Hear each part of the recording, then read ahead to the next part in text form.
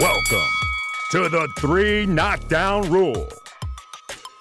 Starring Mario Lopez and Steve Kim. Presented by Hustler Casino.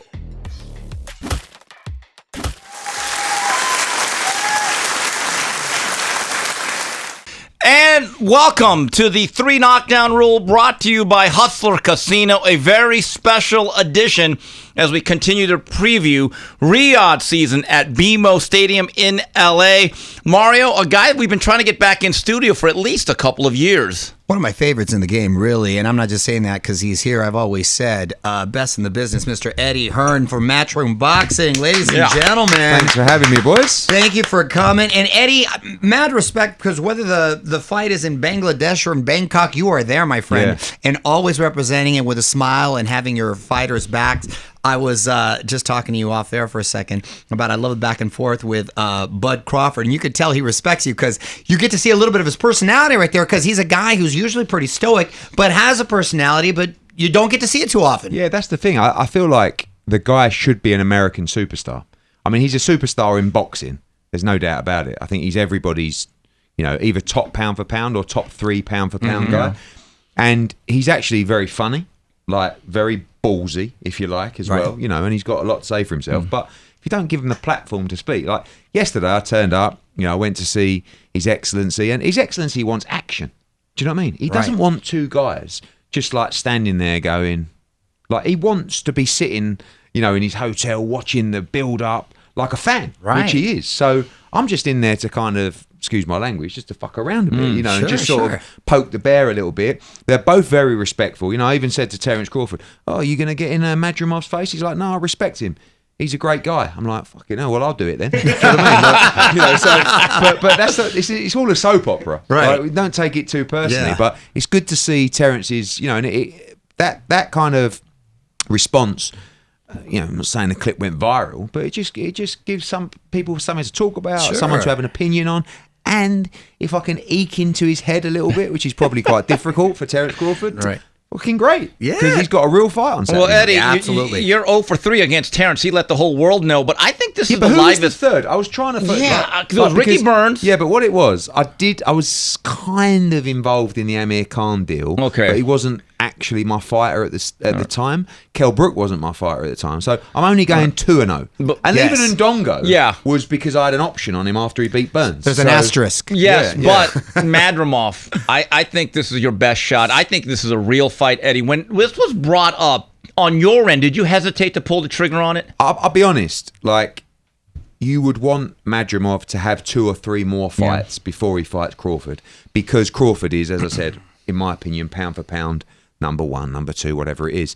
MADRIMOV, who's only had 10 fights, won the world championship against Kurbanov, and let's be honest, it was almost a mismatch, that fight. Shows you his levels, but you really want to have big championship experience when you go up against Crawford. But at the same time, MADRIMOV is from Uzbekistan. He's a huge star there. He's a decent star within boxing.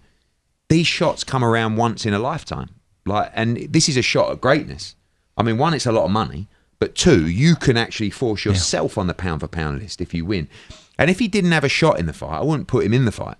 But you've been around these guys for a long time, Steve. You champion these guys as well. Like, as you said, he's a real athlete. He has a great boxing IQ. He has tremendous movement, and he can really punch. Eddie, these guys are different from that part of the world. Uzbekistan, Kazakhstan, Kyrgyzstan, and keep this in mind. I don't want to say Dimitri Bivol, Canelo, but a lot of the same people are involved. And that didn't end up well for you. Well, I had both guys. You had both guys. But I had to Don King it that night. Right. Exactly. I got the love of my life, Canelo Alvarez, and then I'm just like, Dimitri. And Dimitri's looking at me as if to say, I know. Go away. Did your wife and your side chick? I like it. I was like, so we were just in a situation where, a lot of people, and I, myself included, I felt Canelo would probably beat Dimitri Bivol. And let's be honest, he did it quite easily. I'm not saying MADRIMOV's going to just stroll through Terence Crawford, but with all these greats, the only way they get beat is moving too far up the weight classes, right? Naira Inoue, maybe Gervonta Davis. I think Vasyl Lomachenko, who's really a featherweight, ends up fighting at lightweight. they're disadvantaged by size. And Terence Crawford, I'm not saying he's a small 154, but he's not a big 154 pounder. MADRIMOV will be the stronger man. MADRIMOV, I think, will be the bigger puncher in the fight. And he, I liked what I saw from him last night. I mean, obviously in tremendous shape, like you know he's going to be, but just a little twinkle in his eyes if to say, this is what I've always dreamed of. Yeah, I don't think he's intimidated. I think, like you mentioned, certain fighters or people just from that part of the world, they're just hardened. They're just tough. They're just tough individuals. He obviously has a vast, tremendous amateur background. He's athletic. He's quick. Keep in mind, Crawford, too, has only fought once a year these last few years. He's 36. There's a lot of factors. But like you said, too, he's savvy. He makes such beautiful adjustments. Yeah, one of the best fighters. I think it's a real fight. I think the whole card is great. Amazing, yeah. I really like the card. And you mentioned His Excellency a little earlier. And I love that he's passionate about these fights, that he's been visiting the local gyms. I saw him at Wild Card. And he really wants to make these fights happen, which I know he was able to make this whole card happen. He's bringing M&M, so it's now an event here in LA. The weather's going to be beautiful.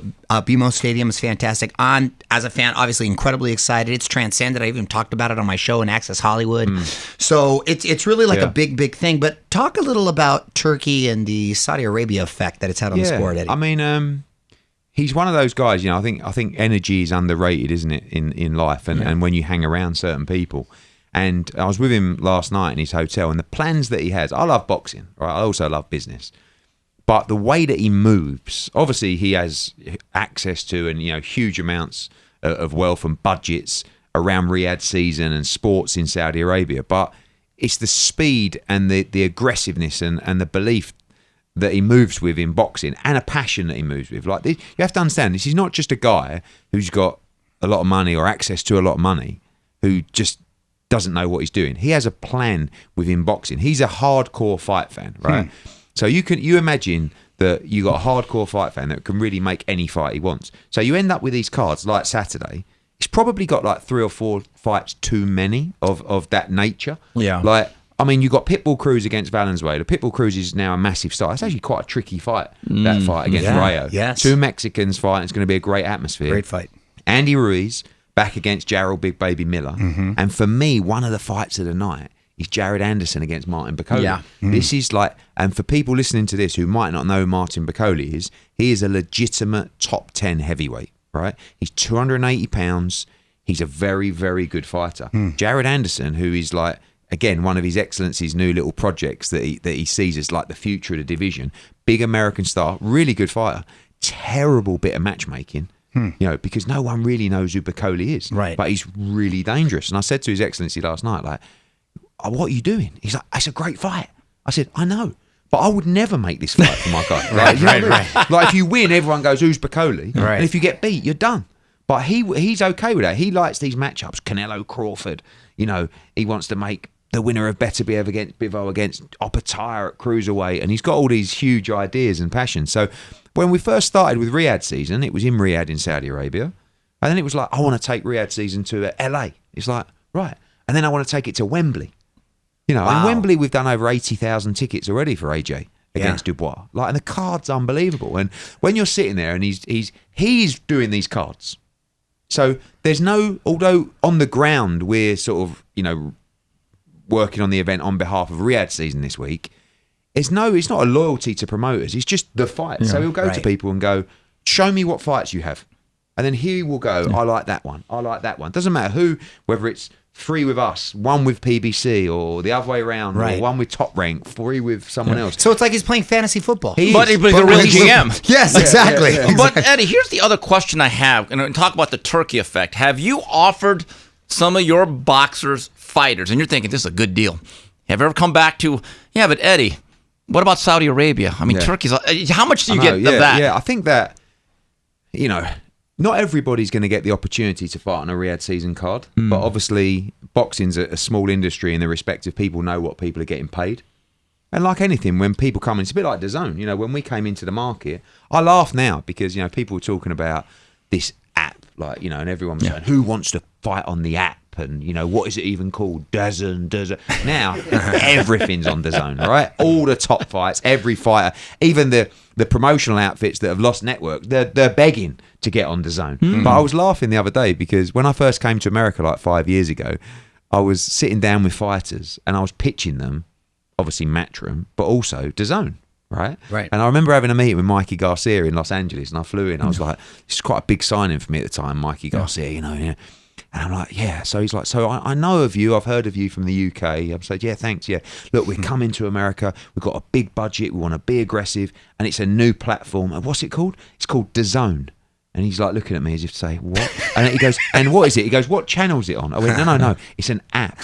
And he's going, huh? What is an app? Thinking, right. And then sort of they take it back, and whether it's Hearn or whether it's someone else going, you're going to go with this guy and go on an app.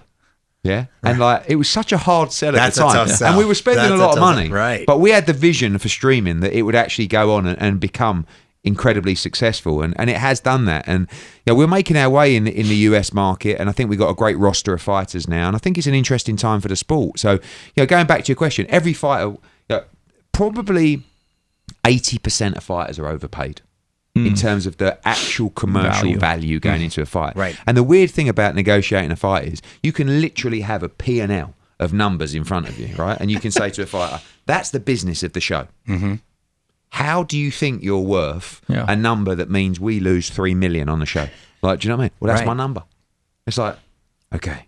Like, so there's no science. And you're locked to the business. into contracted minimums a lot of times, Eddie. And that's why people like Dana look at the boxing business and go, what the well, I was just going to bring that up. Because he looks at it and says, no, there's the revenue from the show. We're spending 20%, I think is their kind of number, on fighter purses.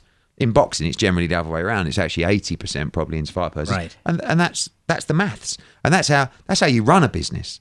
But the problem with boxing is people are prepared to not run a good business. So you're always competing with people who don't care, who have got some investment or have got that they're happy to have a gamble up for a couple of million on a night. Is that because it's so fragmented? Well, just because I think there's no barriers to entry in boxing. It's not like you can go to Harvard and take a degree and you've got all these, not intelligent people, but all these focused people on the business and how to run the business. It's just like the Wild West. Anybody can go. You guys can pick. You guys today can just turn around and go, hey, okay, let's start our own promotional company. Right. You go out, you raise some finance or you get some investment. You go out, you're throwing millions around. We've seen it before with all these new platforms that pop up. They're paying this guy that, then they're done. Do you know what I mean? So it's very difficult to sort of outdo everybody else because we're trying to run a proper business and the maths has got to be right. Don't mind taking risks. Don't mind making an investment in a fighter. But that's when you're negotiating with fighters, some of which are in the marketplace at the moment, where it's like, well, this is my number. This is what I was getting for my last 3 fights. It's like, it doesn't, I can't give. And the problem is what happens when you overpay a fighter like that. This is where the inactivity starts. Yes, and they're hurting themselves at the end of the day, I feel, because they don't see the big picture. Just a generation ago when we would see fighters in the 90s, I remember Oscar, for example, fought like 5 times in 1 year. Yeah, as late as 97. When was the last time you've heard of a championship fighter fighting 5 times in a year? Not all were championship fights, but they were all pretty tough fights leading up. Fighting twice a year. Exactly. So not even fighting twice a year. That's the issue. Exactly right? my So point. the promotional company will look at it and say, this guy's making 3 million in defense. Like he should be making 1.5, 1.6, 1.7.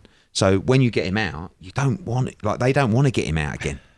And of course the fighter's making money, so he's having his fight and then going, well, I'm just going to go on holiday for 4 months. I've just made 3 million. Yeah. Now the smart guy wants to actually get closer to 2 million, but fight twice as much. Well, that's the thing. But don't managers, Eddie, talk like, listen, the more exposure you get, the more you're out there. The bigger the brand, the more you're building. But they're blinkered on the number. Do you know what I mean? So it's the problem is with these fighters and a lot of the advisors and managers, this is the number. Do you know what I mean? It's like, yeah, but you could take less money, but fight more frequently, and play the long game. Exactly. But also, the profile rises cumulatively. It's more anyway. Exactly. Some fighters get it. I think like fighters, you sharpen your skills. Then there's that. I think like Shakur and people like that. A lot of the conversation. I mean, the reality is Shakur's very well paid, right? Right, very well. But would he be more active? I mean, a lot of these guys want to fight more. Eddie, here's what I mean. Like they don't. And we've seen with Anthony Joshua. You know, he used to fight twice a year, right? Look at this in that recent run. As of four, late, four fights in 11 months. He looks fantastic. He's in the form of his life. Exactly, Do you know and he what I mean? looks better than ever. Yeah. That's my point. You stagnate too. Your development just as a fighter itself. So not only are you hurting yourself as a brand and you're not building, but you're also stagnating your skills. You're not out there, out of sight, out of mind. There's never been anything you do in life less that you get better at. And one of the issues was going on with the exclusivity of Top Rank having their platform, Golden Boy having their platform, Matchroom. There used to be a time where James Toney could fight on HBO, but it wasn't exclusive. Then he'd fight on a regional network 6 weeks later. I don't think that really is allowed, or it's not available in today's atmosphere. And, you know, with Anthony Joshua is a great example. As is Shakur, he became a twice-a-year fighter so fast. I have a theory. Until you get to about 28, 29 fights, you should always fight more than twice a year. And until your age of 28, 29, you need to fight more than twice a year because you're not a finished product. But ironically, Anthony Joshua, who was already a heavyweight champion, has fought and he's looked better than ever. And I love, and not to deviate so much, but I personally love these fun novelty fights, and I love an event. I love when he fought Ngannou. Yeah. I love that he made everything right in the world. And that I love that he was a gentleman. I mean, how that must have been such a fun event. Yeah, it was scary because it's just like the kind of the mystery of Francis Ngannou, you know, like, and even that week, like, I feel like after the fact, like after AJ knocks him out, everyone goes, well, he's an MMA fighter, like blah blah blah. But that week, I was speaking to Tyson Fury in Saudi Arabia, and he was putting the fear of Christ in me, you know. And he definitely wasn't at his best in that fight, but still, like, he still trained. I mean, he still had a full training camp. But, like, he said to me, he's strong, you know, this Ngannou. And, you know, he said, I hit him with 4 or 5 right hands clean on the chin, and he never moved once. And I'm thinking, oh, my God. You know, and obviously AJ didn't have, he had a very different effect on him. But I was concerned going into that fight because it's just like the unorthodox. He's a specimen of a man. But it's just the unorthodox of it all. You know what I mean? And it's like, how do you just, sometimes you look so bad against someone that doesn't know how to fight. Right. And obviously Fury did particularly. But like, you know, AJ just, I think under Ben Davison, one thing that Ben Davison does really well is he just drills stuff. And AJ's a very regimented, robotic thinker in the sense of his confidence comes from those drills and the game plan and the instruction. His preparation is always 11 out of 10. So that you don't have to worry about. It's just, what am I doing in there? He's a program fighter. He is, but when he boxed Usyk, the plan was all over the place, right? He didn't know what he was doing. And he went in there, and Usyk was too good on the night, and respect to him. But under Ben, I believe that fight would be very different. And when I watch Ben drilling stuff now, it's like when the first time, you know, when AJ was with a guy called Rob McCracken, who had him from the amateurs, he used to go into the change room before the fight, and he would hit pads. I'm not being funny. If you walked into the change room and saw it, you would walk out and you would go, oh my God. Like, this is frightening, right? And then he started mixing it up. You know, AJ's a guy who's always looking for self-development. He's always looking for improvements. So he's watching stuff. He thinks his defense has got to get better. He likes this pad work, that pad work. And he overcomplicated everything to a point where he had 3 trainers. And, you know, I see this a lot. I saw it with Devin recently in a Ryan Garcia fight and stuff like that.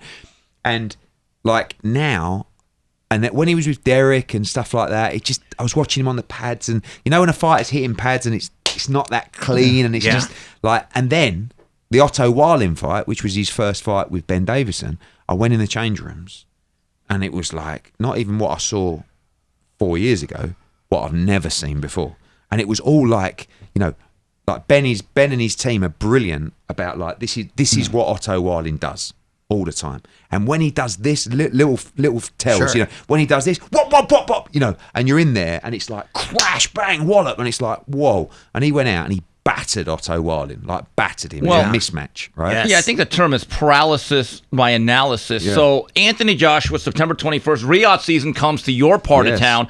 September 21st against Daniel Dubois. Should be an interesting Dangerous fight. Yes. So, I mean, it's a bad time to fight both guys. Yeah. You know, Dubois is a guy that's always had the ability, the strength, the power, but he struggled with belief. Right. Probably a little bit of heart and courage. But don't forget, he was a baby, really. I mean, he's 25 now. So he was in these big fights at 22, 23. Like, you can't, I think it's difficult emotionally to fight through those tough moments.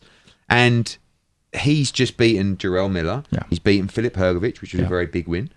He's in the form of his life. AJ's in the form of his life. Right. 2 Brits fighting for the world heavyweight title. 2 huge punches. It's a very dangerous fight. The biggest one since what? Lennox Lewis, Frank Bruno? Probably, yeah. I mean, we're through 80,000 tickets already at Wembley. Wow. So, His Excellency's given strict instructions of 100,000 crowd is what he wants that night. Oh, that's going to be fun. So, Eddie, this is a moment I know that you can laugh at, and I know you could take it well.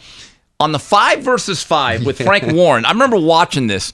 I thought Craig Richards would win. He said, okay, he didn't win. Right. When Nick Ball got a close decision, I thought that fight can go either way. But when Raymond Ford got it, did you say to yourself, uh-oh, I may not win one here today? Because I'm such a half glass full guy that even when Ammo Williams got stopped, it was like, at that point, because my captain's pick is worth double, right? If Hrgović wins by stoppage and Wilder wins by stoppage, it's still a draw, right? And that's what I'm clasping onto at this moment, And then when Hrgović got beat, I was like, oh my god! And then obviously Wilder got spanked, and I was like, but it was actually part of me, and I said this to my dad actually, and he went, "You talk some shit, you do." I said, "Do you know what? I would rather have lost 5-0 than it would have been close." And he went, "Shut up." But that's how I was convincing myself. I like that. In the end, it was just like you just got to laugh and go with it. But it was, those kind of events are great for boxing. I said to Oscar, although he doesn't always agree with me, but we should be doing that kind. Like I think those are fun. Those brilliant, are great because people see, like, you imagine, me and Oscar going at it in those 5v5. Like, me and Frank never liked each other, but we became associates and actually, strangely, friends. Yeah. Me and Oscar, we're miles off that. I mean, we're still at that stage, right? It would be unbelievable, like the build up, like the passion at ringside. Do you know what I mean? But I don't know, it's a weird one. But even not even us, top rank against PBC. Like, there's so many great fights to be made. And what Riyadh, I think probably the most impressive thing that TURKI ALALSHIKH has done is brought the networks together, not just the promoters together, but where everybody's sharing it. That's huge. So what he does is, like Saturday, right? It's on DAZN, they're the host broadcaster. It's also on ESPN. Right. It's on Amazon, right? That's unbelievable. You Exclusive never see that. fighters like AJ, who's with DAZN, right? Now, Sky might come in up because he just wants the biggest possible platform and a cumulative platform. It actually works really well because you've got all these powerhouses pushing the show. Everyone wins. Yeah. Absolutely. Welcome to the big leagues, kid. $1.2 million.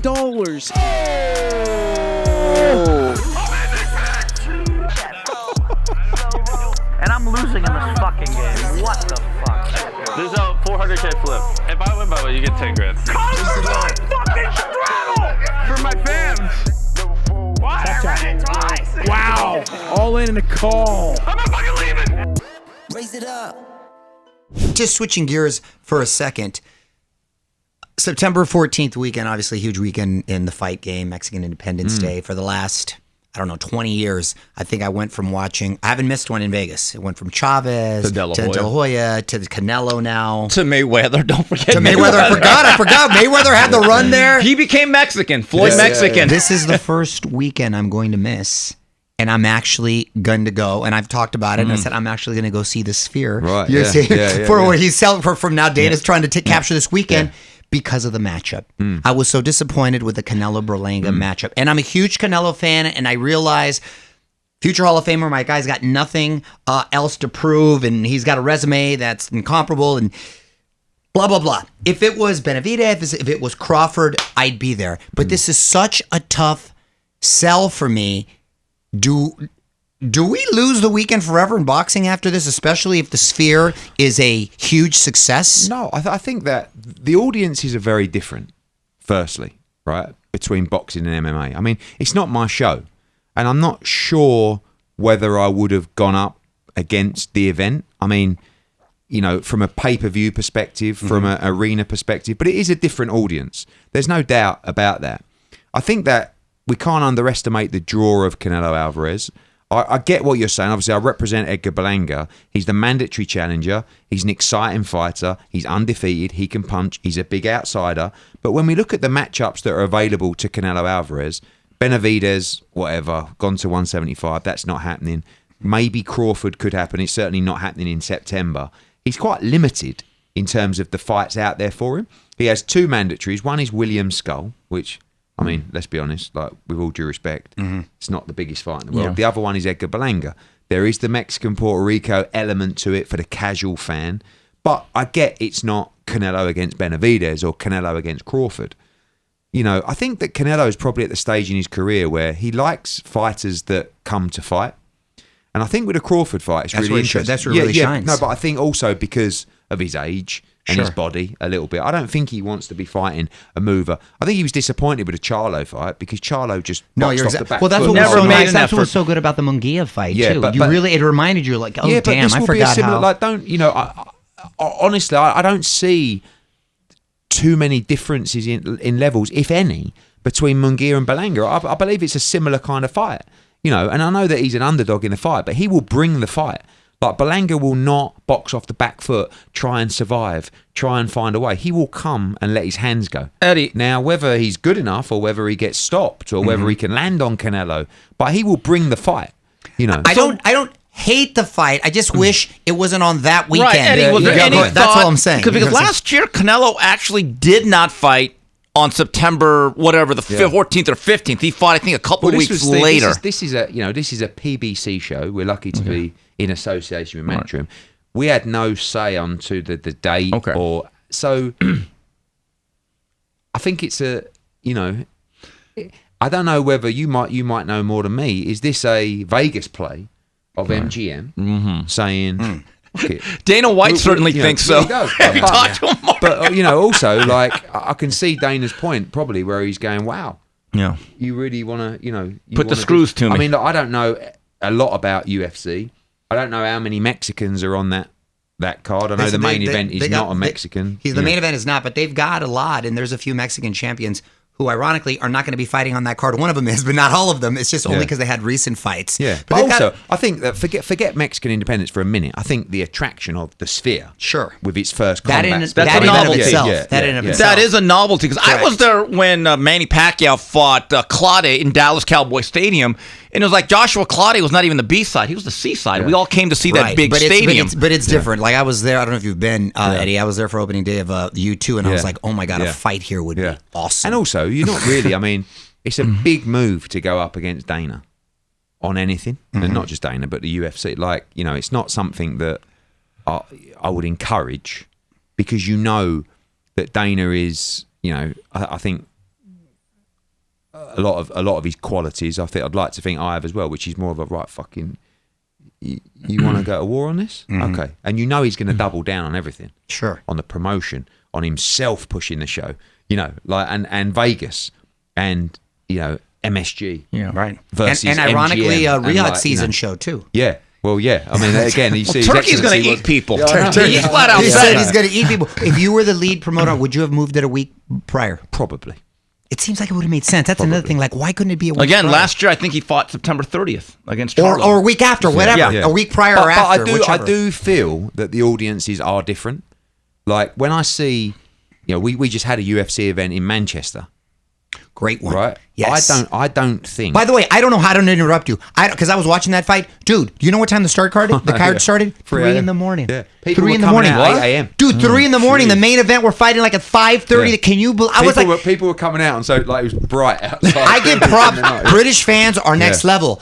Those dudes were partying the whole time and drinking and active the whole time. I'm like, how are they functioning at this time? You know why? And the fighters. Because for a one-off, us Brits, we love shit like that, right? So it's like, you know, most normal people would go, you think that I'm going 3 to an in the event morning, that exactly. starts at 3 a.m. and ends on Exactly. 8 But and my Eddie- Sunday's ruined. They're going, fuck, you know what we can do is we can go to the pub first, Right. then the club, then we'll go to the arena. Right. You know what I mean? So, Right. like, But that's- Eddie, Because I was Mario- astounded. It was packed. I was like, oh my God. But that Eddie, was Mario, crazy. remember this, and you were there, and I had to cover a fight at Top Rank, and I still had to cover the Canelo fight for ESPN.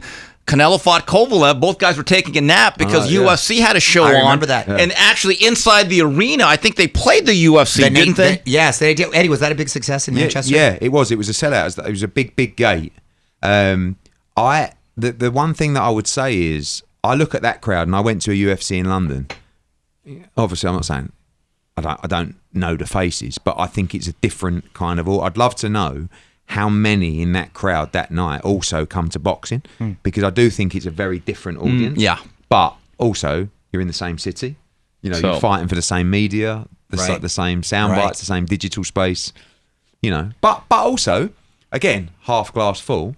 The story of, you know, the rivalry and the two massive events taking on each other can also sometimes bubble up a little bit of all interest. high tides raise all vessels. Yeah. Eddie, as we wrap it up with you, just real quickly, Bam Rodriguez, I know, has a rematch clause with Estrada. When do you think that'll be consummated? And Boots, Ennis, you guys did a hell of a job in Philadelphia. Amazing. What's next for him? Both those guys so talented. I think that, I like those kids. you know, one of our most pleasing things recently is the crowds that we're bringing to that the was events. great. And, you know, we did 15,000 just under in Philadelphia. I'll be honest, I hoped to do 7. Or really? 8, like, you know, and I couldn't believe it. And it just shows you when you go to a new city. Yes. Like we did it with San Diego a few years ago with like Chocolatito fought and it did, like, Martinez. 7,000 or 8,000 now. I thought, wow, like, because with Devin Haney against Regis Prograis at Oakland, the the Bay Area. I love when they're fighting in their hometown. Well, Yeah, Bam's had that now a few times. That was very impressive. But what's to see weird Boots about there, Bam is like Bam's fought in San Antonio, where he's from, but Phoenix is kind of. I think Phoenix is a wonderful fight city. Yes. Really, really good. And you know, Boots is just sensational. Like now, we've really got to get those unification fights for Bam. I think Estrada. See if he wants to take that rematch. He'll probably want to roll the dice. He was hampered by a bit of inactivity going into that fight, and it was a great event. The other fight is Puma Martinez, you know, the unification fight.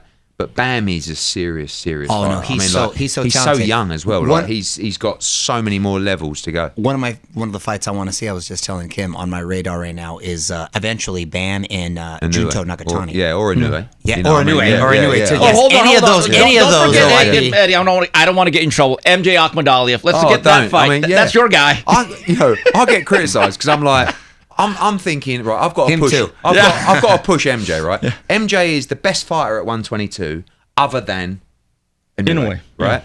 He performed poorly against Tapales. I actually thought he won the fight, but whatever. It was an off night. But Tapales is a decent fighter. And when he gets called as the mandatory to fight Inoue, I'm like, that's a really good fight. Like, you know, as good as Inoue is, Akhmadaliev is a young, strong man. Yes. He can punch. He's got a good chin. It's just a brilliant fight. Underdog. No doubt about it. Inoue is a generational great. But I'm like, fuck me, they're going to fight TJ Dehaney. I can't believe it. Like, that's a guy I had 5 years ago. Lovely bloke, by the way. But, come on. You had him at the Forum, I remember, against Danny Roman. You remember? Yeah, right? Yeah. And I'm just like, you have to fight MJ. It's a great fight. So they go with Dehaney, and I'm like, oh, you know what? No one criticises Inoue ever. So I'm gonna do it. So Well, hold on. We've been saying it here too, Eddie. He's like ducking. Because I ducking. know. He is.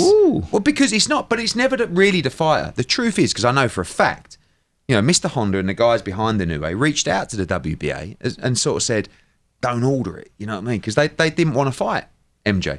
I'm sure they think they win. And I'm sure Inoue thinks he wins, but they also know. But they know it's a tough fight, right? Yeah, it's a tough So fight. I'm like, do you know what? I'm going to just go out there and so I'm just like, right, Inoue's ducking Akhmadaliev. This is a shit fight. Why are you not giving the fans this fight? It's the best fight in the division. Oh, the abuse. How dare you talk about Inoue like that? Yeah. Do you know what I mean? But it's like, no, look, you don't just get a free pass. And people, like, on one hand, boxing fans love to moan. And on the other hand, I say that and they're going, come on, he deserves an easy fight. Right. Exactly. You moan about the easy fights and now he's okay because he's Inoue. Well, I've said this. If he does not fight Akhmadaliev before moving up, his run at 122 would be perfect if he finishes off with Akhmadaliev. He won't fight him. In my view, if he doesn't, it's incomplete. Yeah. I have to be fair But he about won't it. fight him. You don't think so, ever? No. I think they're going to fight Dehaney. And then Goodman. Yes, and then I think they're going to move up. Final question from me. Did you find it interesting that after all that money you paid Devin Haney, you fulfilled your contract, then you're not with Devin Haney, and then you decided, like everyone else in boxing, I don't want to bid on this fight with Sandor Martin, and the first guy Devin Haney says is, damn that Eddie Hearn. I know. You can't win for losing. Yeah, I think, look, being a free agent works for you and against you. Yeah. You know, when you're red hot, it's a great place to be free agency. But when you need the support, and that's the beauty of having a long-term promotional deal, is it gives a fighter security. But, I spoke to his lawyer the night before the bid. They were supposed to come back to me. With all due respect to the Sandor Martin fight, commercially, it's never a fight that you're going to, wipe your face off. You're going to lose money on that fight.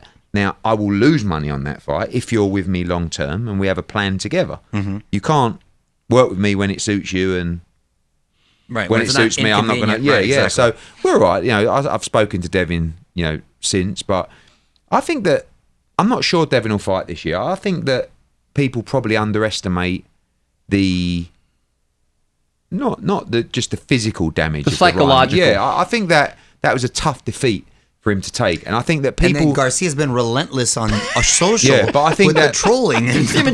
But when a fighter tests positive like that, and you took the beating that Devin took, and with the weight and stuff like that. I mean, the weight was his decision. Yeah, but that was Devin's decision, right? Mm-hmm. So once you agree to that and you sign a new contract, tough shit. Don't start moaning after the fight, right? But Ryan was massive in that ring, right? Then you know that he had performance-enhancing drugs in his system when he was in the ring with him, right? Whether he was taking it for the weight cut, whether he was long-term cheating, whether he was unlucky and it was contamination, all of which is possible. Who will never know the truth. Devin still has to come to terms with all these things that happened in that fight, and he was incredibly brave in that fight, Devin. Like, if you watch that fight back, he took a beating in that fight, right? And I think... And the mad thing is, in the world that we live in today, particularly on Twitter, is no one actually feels bad for Devin Haney. No. And they really should, because he's actually a good kid, and it wasn't fair what happened to him that night. When he carries himself like a gentleman too, and then he did leading up to the fight itself. Let me ask you, he being Garcia, I think the suspension is up in late March, early April. Yeah, if obviously he's not going to be doing any fighting. Would Haney entertain, or would you support him entertaining an immediate rematch come April? I think it's a huge fight. At this point, ironically, with all the antics, huge fight. Do you know what I don't like about? I mean, there's been, I've been involved in a lot of, positive findings and, dealing with this stuff. It's kind of like if you admit guilt, you actually get a lesser ban than if you fight it. Right. Do you know what I mean? Because it's you go through all these appeals and then hearings and then this, and that takes 4 months to have that one. Then there's an appeal that takes 4 months. If you kind of go in, I think Ryan's team didn't go, look, what's the crack here? You know what I mean? They go, well, what we'll do is we'll do this 1 year ban, $1 million. Are you happy with that? Yeah, we'll do this. Do you know what I mean? Exactly. So, but. It's like Justin Timberlake right now. He's trying to weasel his way out of the DUI and saying you wasn't drunk, this and that, and fans turn on him. Yeah. And it's become a whole controversial thing. But the reality is, who knows what is going to happen in the Ryan Garcia saga over the next 8-10 months. He may never fight again. That's a soap opera. Or he may get help and he may come back and he may beat everybody. I hope he can do the latter, because I think he's an asset to the sport. But obviously anyone that doesn't think there's been a significant change in his behaviour is living under a rock. Yeah. And I've been around a lot. I see so many similarities with Ryan that I've seen with other fighters that have been through the same kind of problems. It's actually quite frightening. All the things that are happening happen to these other fighters as well, till they get to a point where something terrible happens, and that's the only way that it all stops. Because it's very easy to say he needs to go and see someone. He should go and get, but in Ryan's head, there's absolutely nothing wrong with it. They've got to want it. Yeah. Exactly. And unfortunately, it's when something terrible happens that's when you get help. Do you know what I mean? It's like the rock bottom. And that could, he's living that kind of lifestyle at the moment where something terrible could happen. All right. He's, saying the kind of things that. You're right. I'm with you though. I think for the sport itself, it should be. Hopefully, we root for him that he gets better. Love to. I think he's got a good heart actually, deep down. But obviously he's in a difficult place, and hopefully he can get better. All right, well, Eddie, I know you are very busy this week. We just want you to know, anytime you're in LA, drop by. Absolutely. No, seriously, please. Yeah, we always have a lot of fun. And I'll see you at the media center later this week. I know there's a lot of events, Santa Monica Pier. I want to just say that, really, really important, because what you're going to see on Saturday will blow your mind, but what you'll see this week will also blow your mind. Trust me, tomorrow, the grand arrivals at Santa Monica Pier. Oh, awesome. In the evening, right? Wait till you see the fighters' entrance. I mean, you guys, if you're you're going to be going, what is happening? Oh, that's here? awesome. It'll be great. I love this. On Wednesday, fighter workouts on Santa Monica Pier. Yeah. Then we have a fight card from 8 p.m. 3 fights. Nathan Lugo making his debut. Oh, an actual card. Yeah. Shakram Giasov fighting a Mexican in a great fight. And Mark Castro headlining in a great fight on the pier. Oh, that's awesome. Right, live after the workouts. Thursday, the Chinese Theatre. Beautiful outdoors for the media workout. 9 p.m. on Friday, LA Live. Weigh-in. The weigh-in. Mate, honestly, you won't believe it when you see it. You are gonna it's gonna blow your mind. Oh, this is like Mardi Gras this year. Yeah, it is. Boxing Palooza 2024. So, Eddie, as always, thank you for joining us. I'll see you later this week. And Mario, you will be there Saturday. I'm going to be there. Good, I'm good. excited. Cannot wait. Good. Gonna be a great great. call. All right, so we want to thank Eddie Hearn for joining us. This has been the 3 Knockdown Rule brought to you by Hustler Casino.